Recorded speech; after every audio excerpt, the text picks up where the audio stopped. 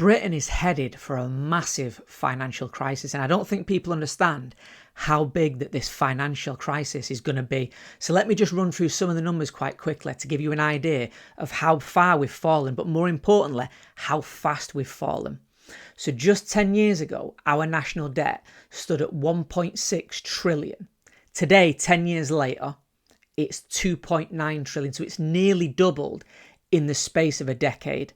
On top of that, the yields that we pay on that debt, so the 2-year, the 5-year, the 30-year, the 10-year, they're all sitting at round about anywhere from 4.5% to 5.5%. So what that means is the interest payments that we pay on that debt is at an all-time, in fact, it's at a 20-year high, which is close to when we were at the last financial crisis of 2007, 2008.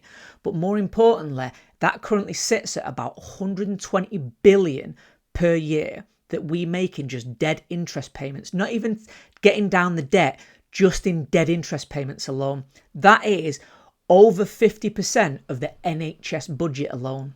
It's one of our highest expenditures is just on interest payments, and it's only getting worse. We seem to be in an interest rate hike environment, which they will probably do at the Bank of England interest rate meeting come the next week, and they're going to raise it. And why?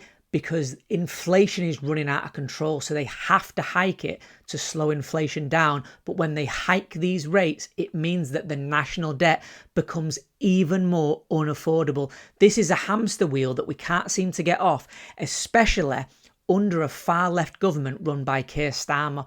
There is no way that this is going to get better in the next 2 years, the next 5 years, maybe even the next 10 years. Britain, on the whole, at the minute is in a very dark place, and we are very close to a financial collapse. And when that happens, your life is going to be awful. If you think the standard of your living is bad now, wait till there's a financial crisis and all hell breaks loose when there might even not be food on the shelves.